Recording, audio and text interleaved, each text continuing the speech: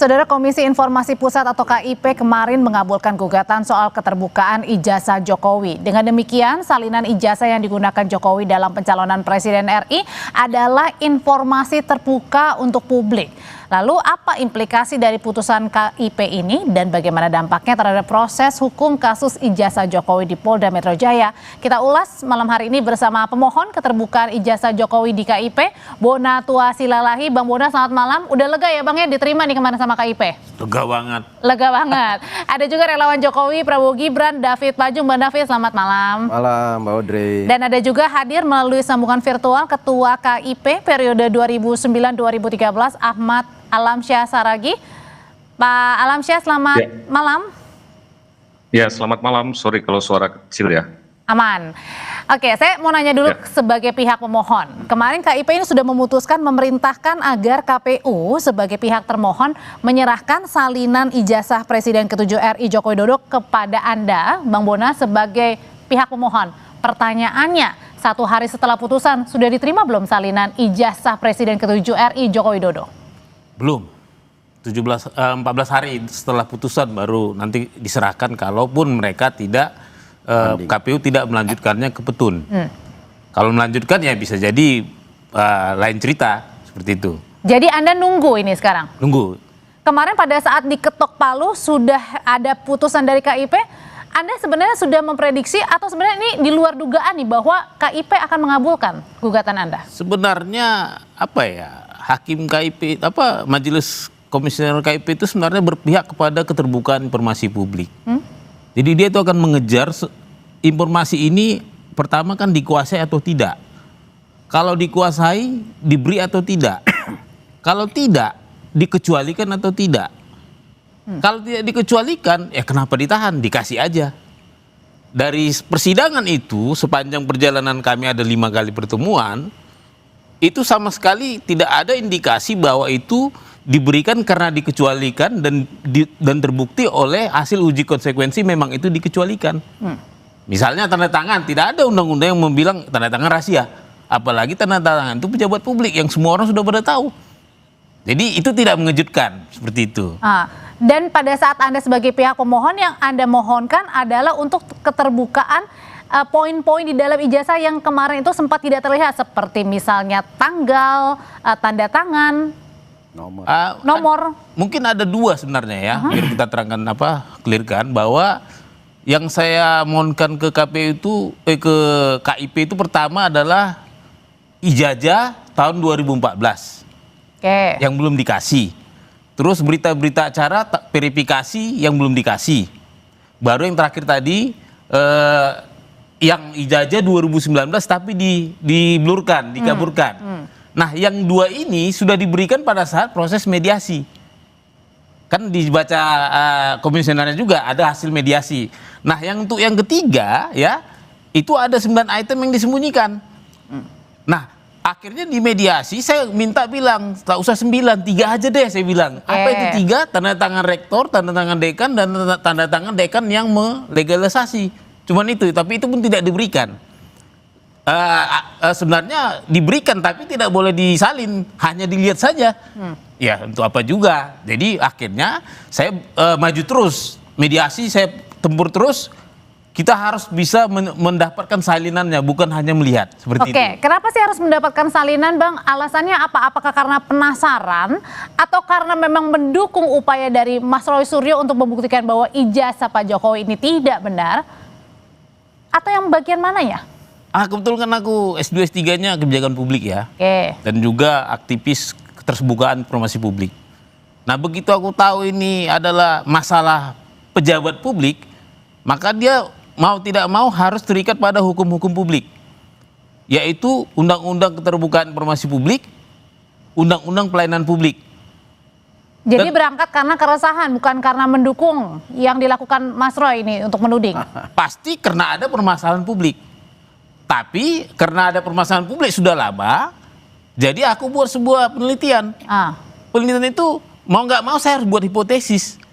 Dan hipotesisku itu adalah ijazah tidak ada. Supaya metodologiku ini mengarah ke sana. Kalau ibaratnya penelitian tanpa hipotesis itu seperti penelitian tanpa punya kelamin. Maaf ya. Oke. Nah, jadi karena saya sudah tetapkan hipotesis bahwa ijazah tidak ada, maka semua langkah-langkah metodologi Ijazah tidak ada, maksudnya ijazah Pak Jokowi tidak Iya. ada, tidak ada. bukan palsu. Bukan. Beda Aku loh. belum sampai situ. Oke. Kan sebenarnya sebelum bicara palsu tidak kan ada dulu, ada atau tidaknya dulu. Oke, ijazah tidak ada tadi. Iya. Oke, lanjut. Baru aku buat lagi metodologinya. Nah, karena aku berangkat dari jalur keterbukaan informasi publik, dokumen publik, maka yang ku cari ini pasti bukanlah dokumen primer, bukan dokumen ijazah asli, tapi dokumen sekunder yang syukur-syukur primer, yaitu fotokopi yang terlegalisir, yang dikuasai oleh badan publik yang sah, seperti itu. Oke, lah kemudian lalu untuk alasan untuk ke KIP sendiri karena tadi tidak menerima. Itu tahapan, karena awalnya saya minta secara resmi melalui PPID, tidak dikasih. Alasannya? Alasannya rahasia. Ah. Saya sanggah ke atasan PPID, tidak dikasih juga. Alasannya? Ada alasannya rahasia juga. Oke. Baru saya tempuh yang namanya jalur KIP tadi, sengketakan informasi ini. Saya kan menyengketakan informasinya, Oke. bukan orangnya. Oke, Gitu. oke. Kalau gitu saya mau nanya ke Pak Alamsyah sebagai mantan ketua KIP, berarti artinya keputusan yang kemarin sudah diambil diketok palu oleh KIP ini memang benar ya bahwa ijazah seorang Presiden RI atau mantan presiden ini termasuk informasi publik, artinya yang bisa diberikan oleh publik dan terbuka. Udah jelas itu kalau ijazah itu kan sebetulnya bagian dari riwayat hidup ya. Dia masuk di dalam pasal 17 itu adalah informasi yang dikecualikan untuk warga negara gitu ya. Tapi pengecualian itu di pasal 18 ayat 2 sudah dinyatakan bahwa tidak berlaku pengecualian itu sepanjang terkait dengan posisi seseorang dalam jabatan publik, kira-kira gitu ya. Jadi putusan Komisi Informasi sebetulnya tidak terlalu rumit dan ketika KPU memberikan salinan itu sudah benar, tapi ketika dia hitamkan bagian-bagian tertentu termasuk tanda tangan dekan atau rektor itu tidak relevan untuk dinyatakan sebagai informasi pribadi. Kenapa? Karena tanda tangan seorang dekan, rektor itu adalah juga bukti-bukti atau identiti yang terkait dengan posisi dia di dalam jabatan publik. Ya. Jadi nomor-nomor yang dalam ijazah segala macam itu harus punya reason yang kuat KPU untuk menyatakan bahwa itu memang dikecualikan. Tapi kan di persidangan sudah terbukti bahwa alasan-alasannya tidak dipandang oleh majelis komisioner cukup bisa diterima secara hukum sehingga kemudian diputuskan itu semua informasi terbuka. Sederhana, sebetulnya ini masalah nggak terlalu rumit. Jadi, Jadi Pak Alamsyah ini ingin saya- mengatakan bahwa pada saat tadi tidak ditutupi begitu ya untuk tidak dikasih tahu atau tidak diperlihatkan begitu ya atau dikecualikan tadi ada tanda tangan, ada kemudian juga tanggal ya Bang ya. Iya. Ada nomor. Nah, ini adalah sebenarnya Iya. memang yang tidak masuk akal untuk apa seperti itu gitu. nggak masuk akal. Menurut saya tidak cukup alasan, sehingga kalau tidak cukup alasan secara hukum ya wajar kalau Komisi Informasi bilang diputus. Kalau saya mikir itu masih cukup bijak ya, dikasih mediasi dulu segala macam. Menurut saya ini keputusannya harusnya bisa cepat, langsung ditawarkan mediasi saat itu juga dalam waktu sebentar juga, mungkin dalam cuma 2 kali sidang, 2 hari berturut-turut, atau bahkan 1 hari menurut saya itu bahkan udah bisa diputus. Oh, oke. Ini, tapi bagi saya yang paling penting apa yang diusahakan oleh teman-teman Bona Tua dan lain sebagainya ini adalah sebuah hak publik ya. Dan yang lebih penting kalau kekuatan ini sudah putusan ini sudah berkekuatan hukum tetap, dan maka saya sarankan sebaiknya KPU nggak usah banding, nggak usah apanya, sudah terang benderang ya, supaya semua proses-proses election ke depan itu sudah ada acuan. Jadi nggak usah, ya malu aja kita ya sebagai bangsa ya, masa cuma mengakses informasi seperti ini aja. Oh, jadi Anda Sampai menyarankan bahwa KPU ini sebenarnya tidak usah untuk mengajukan banding ya? saran saya, walaupun KPU punya hak, tapi menurut saya kan ini sudah sesuatu yang sudah fix ya, dan mungkin dulu memang KPU belum melakukan analisis lebih dalam, memiliki reason-reason yang cukup kuat sehingga ketika terjadi sidang ya, Oke. tidak terlalu rumit bagi Komisi Informasi. Jadi menurut saya sih ini kalau mau KPU justru bikin sejarah bagi Presiden untuk KPU ke depan atau bahkan untuk semua election di seluruh Indonesia. Ya. Kira-kira begitu. Oke, Bang David, dengan putusan atau putusan kemarin dari Komisi Informasi Pusat begitu untuk memerintahkan salinan ijazah Pak Jokowi untuk diserahkan kepada pihak pemohon, dalam hal ini Bang Bonatua Silahi, pertanyaannya apakah kemudian hal ini, keputusan ini bisa semakin membantu pihak tersangka Mas Roy Suryo CS untuk memenangkan kasus mereka, atau semakin menekankan lagi bahwa apa yang menjadi tanda tanya untuk ijazah Pak Jokowi akhirnya semakin dikuatkan? Ya, sebenarnya ini sangat nggak ada pengaruhnya ya kepada persoalan yang dihadapi Roy Suryo CS. Nggak ada pengaruhnya saya katakan, karena pertama kan itu sudah proses yang sedang berlangsung di dalam proses hukum ya. Nah, karena yang dituntut kawan Bonatua dan kawan-kawan ini adalah urusan dokumen arsip ya, arsip legalisasi ijazah yang ada di KPU Pusat ya. Nah, kalaupun misalnya sekarang diserahkan itu kan nggak ada dampak korelasinya dengan kasus yang ada yang dihadapi Roy Suryo CS. Yang justru saya mau bisa kelihatan nanti. Justru saya mau katakan gini, semakin meyakinkan bahwa mens rea ya, niat jahat ya, dasarnya kenapa misalnya Roy CS menjadi tersangka karena mereka sudah statement bahwa ijazah Pak Jokowi palsu sementara datanya belum dipegang. Kan itu logikanya. Mereka masih mencari-cari data, mencari dokumen ya. Lalu kemudian sejak dini sudah statement bahwa ijazah Pak Jokowi palsu. Karena tadi juga karena Bang Bonatua juga bilang pada saat mencari itu kemudian tadi alasannya dirahasiakan ya? Ya. Jadi artinya dasarnya bahwa statement kawan-kawan Roy Suryo itu nggak pegang data, nggak pegang ijazah asli, nggak ada dokumen. Lalu kemudian apa dasar menyatakan palsu? Nah, sekarang baru mencari kan. Nah, sekarang bahkan kalau nggak salah ingat 2 bulan lalu kata Roy Suryo CS, kami sudah ambil fotokopi dari KPUD ya, udah dikasih. Nah, itu nggak ada sama sekali pengaruhnya, karena sebenarnya dalam case itu asli apa palsu itu harus melihat ijazah aslinya kan yang dipegang oleh Pak Jokowi yang sekarang ada di penyidik Polda Metro Jaya.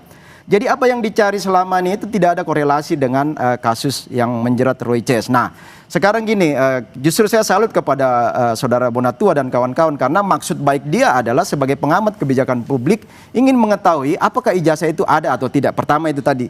Dan itu dasar akademisinya ada. Dasar akademisnya ada, karena ada hipotesa, dugaan sementara, bukan kesimpulan menuduh palsu, kan itu beda. Makanya Pak Bonatua ini nggak dilaporkan karena nggak ada korelasi dia menuduh ijazah palsu. Karena pengen tahu aja. Aja, mens rea-nya nggak ada, niat jahat nggak ada di situ.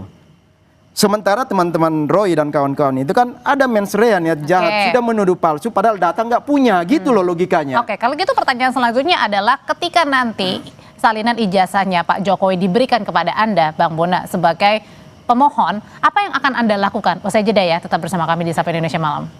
Jadi Bang Bona, Anda kan sedang melakukan penelitian dan hipotesa Anda adalah ijazahnya Pak Jokowi tidak ada, bukannya palsu atau asli ya, ijazahnya tidak ada. Tanda tanya. Lalu kemudian kemarin KIP sudah ketuk palu. Kalau misalnya KPU, bukan kalau ya, sudah memerintahkan KPU untuk memberikan salinan kepada Anda sebagai pihak pemohon. Pertanyaannya, kalau salinan ijazah Pak Jokowi sudah terima, apa yang akan Anda lakukan pertama kali? Pasti yang pertama, karena ini aku minta untuk publik, ini kuserahkan ke publik. Siapapun publik silakan mengaksesnya. Jadi oke, kalau ini kita kasih ke publik, termasuk tim-tim yang pro dan kontra, termasuk terutama Pak RT yang punya kepentingan, Mas Roy sangat punya kepentingan untuk memvalidasi ini, mereka pasti butuh ini. Nah, buat Anda apa kalau gitu untungnya? Lah, saya nanti akan masuk ke tahap sebenarnya ini sudah saya uji di Mahkamah Konstitusi. Ya, artinya tanpa dapat 9 ini pun aku sudah tahu bahwa tidak ada pernah autentikasi sesuai dengan Undang-Undang Karsipan. Tadinya kan aku minta 2 ini, Mbak, ijazahnya dan berita acara verifikasi, klarifikasi dan autentikasinya. Tapi ternyata oleh KPU hanya punya data verifikasi. Jadi ijazah fotokopi ini belum diklarifikasi dan belum diautentikasi sesuai Undang-Undang Kearsipan. Artinya? Artinya ada maladministrasi di sini. Ada gap antara fotokopi ijazah dengan asli, tidak ada yang ketemu. Atau lebih kasarnya begini, belum ada badan publik yang pernah melihat ijazah asli beliau. Jadi Saya ada boleh jawab tuh, Mbak. Nah, yang paling substansi gini, karena ini kan yang terkait dengan Undang-Undang 14 2008 ini soal KIP ini kan, ini sudah merujuk pada hasil sidang KIP. Nah, sekarang begini, KPU pun akan menyerahkan dokumen itu kepada Mas Bonatua, itu hanya dokumen salinan kan, bukan ijazah asli. Jadi hanya fotokopi ijazah yang dilegalisasi. Ada cap stempel. Dan tidak ditutup-tutupi. Ya, nggak ditutup-tutupi, itu akan diserahkan. Nah, pertanyaannya memang di dalam Undang-Undang Politik tahun 2017 kemarin itu kan bunyinya itu ijazah itu legalisasi lalu kemudian verifikasi. Bukan autentifikasi. Jadi PKPU itu bunyinya itu adalah verifikasi faktual lapangan. Jadi ijazah fotokopi yang dilegalisasi itu di store di KPU, itu sudah sesuai. Nah, sekarang tugas KPU memastikan bahwa ijazah itu ada. Nah, itu kan yang dokumen yang mau diminta oleh Mas Bona. Nah, pertanyaannya adalah apakah ijazah aslinya itu yang ada di Pak Jokowi, yang sekarang ada di Polda itu otentik? Asli benar-benar atau enggak? Kan itu pertanyaannya. Nah, itu tidak akan menjawab apa yang menjadi case di KIP karena beliau akan terima nanti hanya dalam bentuk fotokopi dari salinan. Meskipun tadi kata Bang Bona bilang salinan yang diserahkan dari KPU yang sudah dilegalisir juga akan dipersilahkan ketika tersangka dan itu hanya fotokopi legalisasi kan. Nah, sekarang problemnya adalah kalaupun itu nanti dibuka lalu kemudian Mas Roy Suryo CS melihat itu enggak ada dampaknya karena ijazah asli itu ada di penyidik hari ini di Polda. Itu yang harus diuji, bukan yang dari KPU. Jadi maksud saya tadi kenapa saya katakan nggak ada pengaruh sama sekali terhadap kasus palsu atau asli ini nggak ada karena itu juga fotokopi kan, fotokopi yang ada legalisasinya. Mungkin bisa komunikan. Artinya gini. Saya boleh boleh Pak. Nanti Bang Bona. Ya, silakan Pak. Saya kebetulan ini baterainya lowbat nanti malah putus tiba-tiba. Jadi begini menurut saya. Pertama saya terima kasih sama Bonatua dan kawan-kawan ya, dengan mengakses ini paling tidak sudah jelas status informasi salinan itu terbuka. Kedua saya kan lihat juga prosesnya itu juga kemudian kan diminta tahapan-tahapannya sampai verifikasi dan ditemukan bahwa ternyata berdasarkan undang-undang selama ini untuk kasus pendaftaran itu berkaitan dengan ijazah tidak pernah sampai ada autentifikasi. Salahkah KPU kalau tidak sampai autentifikasi? Ya tidak salah juga KPU. Ya, karena hanya verifikasi bunyinya. Ya, nah tapi ini kan feedback. Ini yang dibilang oleh Bonatua tadi bahwa sebetulnya ini ada manfaat publik. Bahwa ke depan dia harus perbaiki. Ini presiden yang kita tanggung jawab. Saya nggak menuduh bahwa itu pasti palsu ya, tidak. Sama sekali saya tidak memiliki pretensi apapun tentang keaslian karena tidak sampai tahap autentifikasi. Nah, adapun kasus pidana inilah nanti yang akan masuk ke wilayah pengadilan. Andai kata memang sampai masuk pengadilan, tentunya di sana sampai tahap autentifikasi. Nah, kalau itu sudah hal yang lain ya, menurut saya. Kita lihat aja nanti ya, mungkin Mas Andi dan kawan-kawan bagaimana proses di peradilan itu. Saya juga no opinion loh untuk mengatakan pasti ini palsu atau apa. Menduga aja saya merasa tidak punya cukup reason untuk menduga. Tapi kalau ini pertanyaannya Pak Alamsyah, kalau ini pertanyaannya akhirnya KIP sampai memerintahkan untuk membuka salinan ijazah Pak Jokowi karena ini dianggap sebagai informasi sebagai informasi yang terbuka ya dan bagian sebagai keterbukaan informasi publik juga. Nah, pertanyaannya apakah Komisi Pemilihan Umum ini bisa disebut sudah melakukan kesalahan atau kelalaian? Namanya kalau hukuman itu kan yang namanya walaupun tidak menghukum kayak pidana, kalau sampai sesuatu itu sengketa diputus di Komisi Informasi karena beralasan maka ya berarti ada kesalahan. Nah, sebagai pejabat publik para pimpinan KPU kalau masih punya etik saya kesalahan bagian mana sebenarnya? Ya kesalahan bahwa memutuskan sesuatu tidak sesuai undang-undang. Karena yang sudah diputuskan oleh Komisi Informasi bahwa undang-undangnya harus terbuka gitu ya. Tapi kalau salah itu jangan kemudian kita anggap punya niat jahat, itu urusan lain lagi. Jadi maksud saya nggak sampai ke sana. Secara administratif keliru. Sehingga dengan demikian Kalau diterima oleh KPU, maka kemudian tinggal KPU menyediakannya, memberikannya secara utuh dan menjadi presiden untuk ke depan, gitu ya. Bukan cuma untuk ijazah presiden. Oke, Pak Alamsyah. Sebenarnya ada itu Mbak. Jadi menambah dari Pak Alamsyah, sebenarnya kan interpretasi yang kita dengar kemarin ya, yang kita dengar karena ketika diminta ini ke KPU, kasus posisi Pak Jokowi kan sudah tidak presiden lagi ya, sudah selesai, sehingga itu dianggap bahwa dia tidak lagi dalam posisi sebagai pejabat publik menurut pasal 18 Undang-Undang KIP. Itu sebenarnya debatnya kemarin dengan KPU itu. Ya, katakanlah KPU berpandangan begitu, dia punya tafsir lain, maka telah diputus oleh Komisi Informasi. Ini kasarnya istilah tafsirmu salah, karena kami yang punya berwenang untuk menafsirkan. Tafsirnya adalah karena ijazah itu dulu dipakai itu dalam konteks dia sedang mencalonkan sebagai presiden, dengan kata lain terkait dengan posisi dalam jabatan publik, gitu ya. Maka harus dibuka. Ya, wajar saja KPU kalau menafsirkan salah ya. Justru kan Komisi Informasi itu tetap memutus untuk sesuatu yang benarnya macam apa. Tapi Pak Alamsyah, Anda sebagai Anda adalah mantan ketua KIP juga, pernah nggak sih Anda menangani kasus yang kurang lebih hampir sama lah, akhirnya berkaitan dengan KPU, terus kemudian meminta untuk ijazah atau semacamnya lah dokumen-dokumen ini, sehingga akhirnya terjadilah peristiwa yang kurang lebih hampir sama sekarang? Ya, kalau kasus-kasus yang lain ya, kalau untuk KPU sih saya dulu tidak ada ya. Kasus-kasus lain banyak yang kemudian mungkin gini, istilahnya kami ragu. Menurut kami ini harusnya tertutup, tapi bagi pemohon ini terbuka. Dan undang-undang menciptakan yang namanya lembaga Komisi Informasi memang untuk pengadil, memutus sebetulnya mana yang benar. Ada juga kadang-kadang diperkuat putusan PPID itu, keputusan PPID bahwa itu memang tertutup karena menurut Komisi Informasi secara undang-undang yang benar harus ditutup. Ada juga yang ditolak permohonan.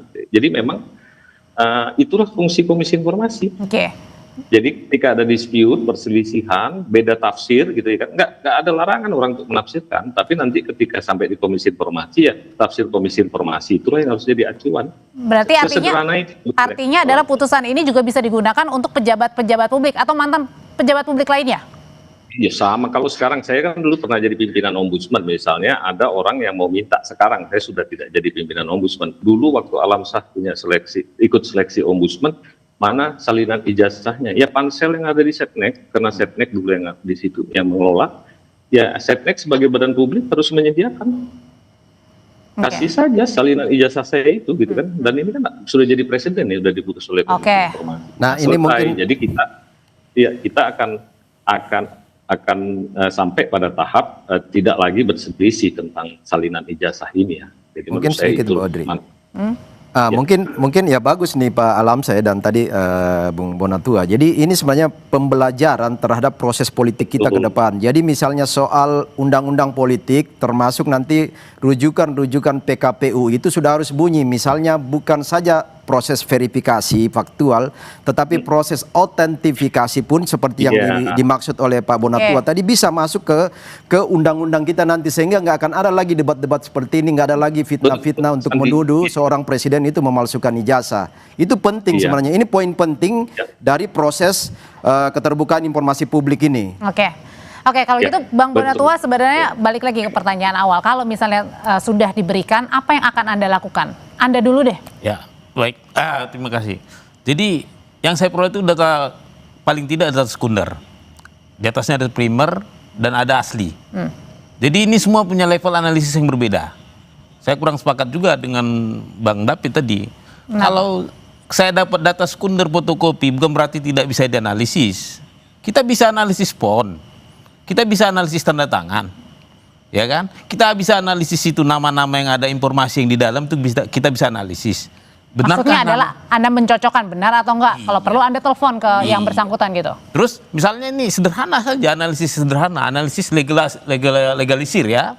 Itu kan saya punya 5 spesimen tanda tangan dekan yang melegalisir berbeda-beda. Ada 3 itu yang legalisir saja. Itu kan bisa di cross check dengan orang-orang yang melegalisir di tahun yang sama, tanggal yang sama bila perlu. Sama nggak spesimennya? Untuk apa itu kemudian? Kalau ya, identifikasi apakah ijazahnya asli apa fotokopinya, apakah fotokopinya asli atau tidak? Itu lagi nih bermasalah. Oke. Ya kalau Seperti itu batas dugaan lah nanti ya. Jadi istilahnya Mas Bona akan bisa melihat dugaan apakah ada dugaan tidak sama, tidak identik atau identik, batasnya itu loh mungkin. Oke, tapi kalau misalnya balik lagi ketika misalnya ada yang mempertanyakan misalnya, wah jangan-jangan Bang Bona ini ada di kubu Mas Roy, sebenarnya Anda ada kepentingan atau enggak nih? Saya dari awal dikit lah. apa ya, mungkin di TV ini juga ya, Kompas ya waktu itu. Saya ceritakan gamblang awal saya pertemuan dengan beliau. Saya baru kenal beliau itu November, pertengahan Agustus, Mas Roy. Awal September saya ketemu dengan Bang Rismon, dan pertengahan November saya ketemu Bu Tifa, Dr. Tifa. Oh ini menjadi TSK semua? Iya, artinya kami ini satu pihak, satu sisi di dalam hal penelitian ilmiah. Karena mereka mengakui sebagai peneliti, saya peneliti, tentu kami sama dong. Berbeda dengan Bang David dan kawan-kawan. Kan tidak ada yang peneliti. Seandainya tadi mereka juga bilang peneliti, saya kan ketemu mereka juga. Kami kan akan berkolaborasi data. Sesama peneliti itu biasanya paling nyambung tuh kalau bicara data. Masalah analisis bisa beda-beda. Masalah kesimpulan lagi pasti berbeda. Nah, kami ini berkepentingan dalam data. Artinya kepentingan saya jelas di sini penelitian. Walaupun terus terang kita kan manusia ini kan hidup di sana ini kan banyak entitas. Entitas saya dalam hal ini adalah sebagai peneliti. Makanya tadi saya bilang saya masih lebih memberi apresiasi pada Bang Bonatua ini karena memang tahapan-tahapan nilai-nilai akademis itu sebagai peneliti itu clear ya.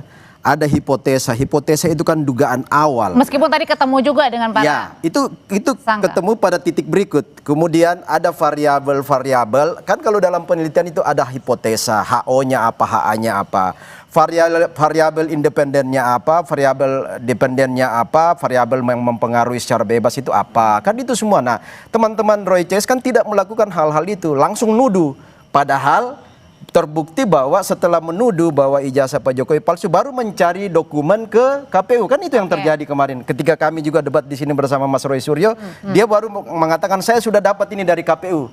Padahal kan dia sudah dilaporin karena kesimpulan di depan baru data di belakang. Nah, kalau Mas Bonatua dugaan awal hipotesa di depan, mencari data sebelum mengatakan ini ada atau tidak ijazah, kan itu problem. Jadi beda, sangat berbeda, sehingga saya katakan saya masih lebih memberi apresiasi kepada Bung Bonatua karena tahapan itu clear. Dan putusan KIP juga ini tidak memengaruhi kasus. Tidak ada pengaruh karena keputusan KIP pasal 46 itu hanya dua, yaitu sebuah dokumen itu dikecualikan atau tidak dikecualikan. Artinya kalau tidak dikecualikan berarti publik bisa mengakses. Kan hanya itu dua keputusan KIP. Menurut pasal 46 Undang-Undang 14 2008, dan itu yang terjadi pada gugatan beliau disetujui, dan memang nggak ada pengaruhnya karena ijazah asli itu ada pada Pak Jokowi dan sekarang ada di Polda. Dan nanti masih ditunggu berarti 14 hari ya, tergantung dari KPU membanding atau enggak ya. Betul. Bang Bona terima kasih, Bang David terima kasih, sebelumnya ada Pak Alam Syah Saragi juga terima kasih, selamat malam. Terima kasih. Kasih Bang Alam.